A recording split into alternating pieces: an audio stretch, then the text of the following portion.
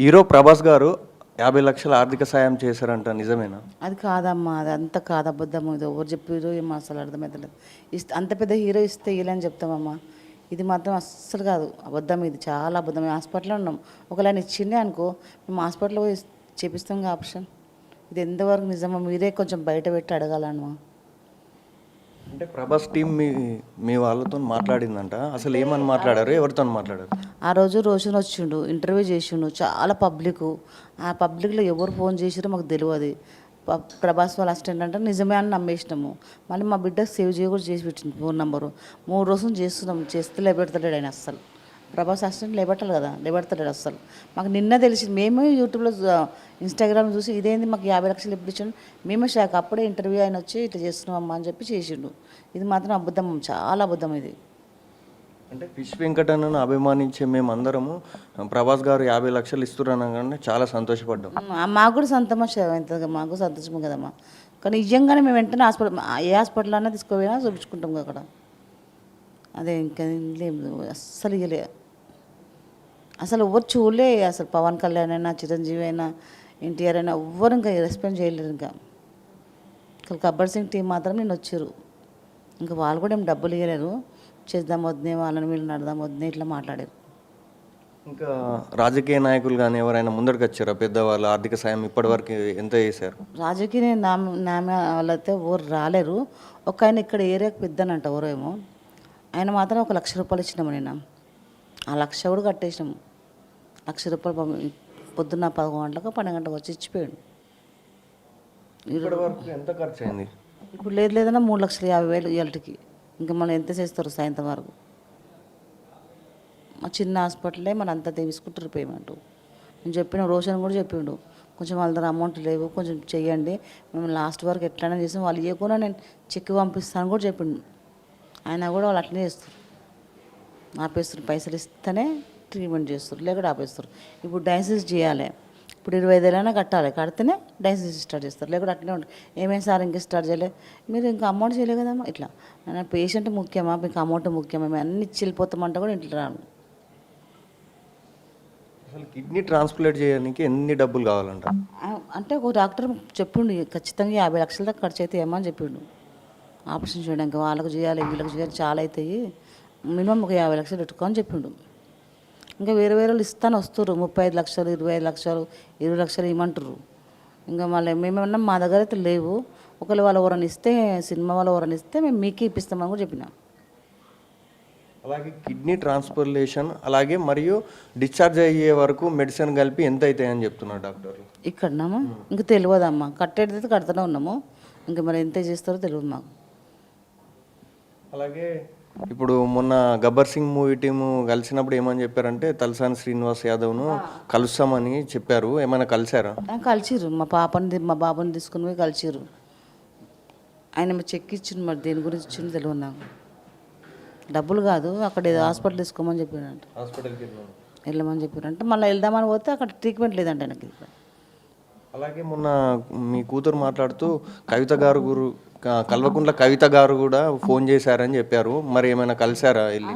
అది కూడా నాకు ఇప్పుడు ఫేకే అనిపిస్తుంది. ఎందుకంటే ప్రభాస్ చేసినాక పొద్దున్న తెల్లారే కవిత వాళ్ళ పిఏ చేసిండు. మళ్ళీ ఆయన అది కూడా నిజమైతే కదా తెలియదు. చేసి మా పాపకు, మీ మమ్మీని నువ్వు రండి, నేను లొకేషన్ పెడతా, కవిత గారు ఖమ్మం పోయారు, 12 గంటగా రండి అని చెప్పారు. సరే ఏమో ఏదో ఒకటి వెళ్ళిపోతుంది కదా, ఆశ ఉంటుంది కదా మాకు. సరే వెళ్దామని మా 11 గంటలకు మా బిడ్డ ఫోన్ చేసింది, ఏమైంది ఇంకా ఏం పెట్టలేరు అంటే, లేదమ్మా కవిత గారు రాలేరు, వచ్చినాక పెడతామని చెప్పారు. చెప్పి కూడా 4 రోజులు ఇంతవరకు కూడా. ఇప్పుడు నాకు అనిపిస్తుంది అది కూడా ఫేకే అనిపిస్తుంది, ఇప్పుడు అనిపిస్తుంది. అలాగే గబ్బర్ సింగ్ మూవీ నుంచి పవన్ కళ్యాణ్ అన్నకు చాలా క్లోజ్ అయ్యిండు ఫిష్ వెంకటన్న. పవన్ కళ్యాణ్ గారి గురించి ఏమైనా హెల్ప్ జరిగిందా? అంటే పీఆర్కే ఉన్నప్పుడు జరిగింది, 2 లక్షలు ఇచ్చిండు. ఇప్పుడు మాత్రం ఇంకేం లేదమ్మా, ఇప్పుడు దాకానైతే ఇంకేం లేదు. ఆయన చేసడానికి మాకు నమ్మకం కూడా ఉంది, ఎట్టి పరిస్థితుల్లో ఆయన చేసడానికి నమ్మకం కూడా ఉంది మాకు. ఆయన చేసాడని చెప్పి మేము మీడియాకి ఇస్తూ ఉన్నాం అందరికీ. చిరంజీవి అయినా, పవన్ కళ్యాణ్ అయినా చేస్తారని మాకు నమ్మకం ఉంది. మళ్ళీ వాళ్ళు ఇంత చూసిరా మాకు తెలియదు. ఇంకా ఇండస్ట్రీ నుంచి ఇంకెవరైనా ఫోన్ చేసి మేము ఆర్థిక సాయం చేస్తామని చెప్పారు? ఎవరు చేయలేరు, ఆయన ఫ్యాన్స్ మాత్రమే చేస్తారు. ఆయన ఫ్యాన్స్, ఆయన ఆయన చిన్నలు మాత్రమే చేస్తారు. వాళ్ళు రోజు ఫోన్పేలా 1000, 500, 2000, 200 ఆయనకు తోచింది చేస్తారు. అవి మేము జమైన కొద్ది ఇక్కడ కట్టుకుంటున్నాం. అలాగే ఇప్పటి వరకు ఎన్ని డబ్బులు ఖర్చు అయినాయి? ఇప్పుడు అయినాయి 2 లక్షల దాకా అయినాయి. ఇప్పటిదాకు 2 లక్షల దాకా అయినాయి. అలాగే సినీ ఇండస్ట్రీ నుంచి రేవంత్ రెడ్డి మొన్న గద్దర్ అవార్డ్స్లో మాట్లాడుతూ సినీ ఇండస్ట్రీ వాళ్ళకు ఏ ఆపద వచ్చినా నేను ఆదుకుంటా ముందటుంటా అని చెప్పాడు కదా, మళ్ళీ గవర్నమెంట్ కలిసే ప్రయత్నం చేస్తున్నారా?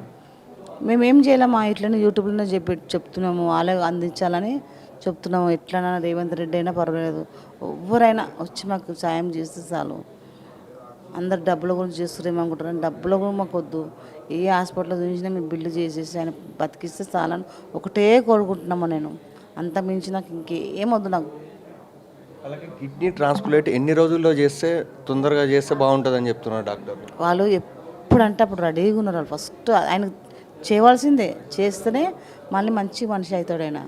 లేకుంటే చాలా ప్రాబ్లం అవుతుందని చెప్తున్నారు. చాలా ప్రాబ్లం అవుతుందని అట్లా కొంచెం మాకు టెన్షన్ అయిపోతుంది. ఇప్పుడు అమౌంట్ ఎవరైనా ఇచ్చారు అనుకో గంటలు అయిపోతుందంట. ఇప్పుడు 6 రోజులు అవుతుంది, రేపటికి వారం రోజులు అవుతుంది. ఇంతవరకు ఏమీ లేదు, ట్రీట్మెంట్ ఒక్కటే జరుగుతుంది. డయాలసిస్ చేస్తారు, డయాలసిస్ అప్పుడు దినం చేసుకుంటుంది. రోజు తీస్తారు, చాలా వీక్ అయిపోతుండు, మాట్లాడతలేడు, తింటలేడు, లిక్విడ్ పోస్తారు. అట్లా కొంచెం భయం అవుతుంది మాకు చాలా. అంటే వెంకటన్నను తీసుకొచ్చినా అని తెలుసా, ఇక్కడ హాస్పిటల్కు తీసుకొచ్చినామని? ఎవరికి? వెంకటన్నకు అప్పుడు ఏ స్థితిలో ఉండే?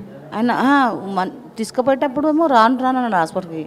నువ్వు రావు, ఎందుకు రావు, ఎట్ల పరిస్థితులు పోదామని చెప్పి 4 ఆటలో కూర్చోబెట్టి తీసుకొని వచ్చినాం. ఆ నుంచి ఆయనకు తెలియదు ఇప్పుడు హాస్పిటల్ ఉన్న సంగతి కూడా అసలు మేము మీడియాతో మాట్లాడుతున్న సంగతి ఆయన నచ్చదు. ఇట్లా అడగడం చేయడం నచ్చదు అసలు.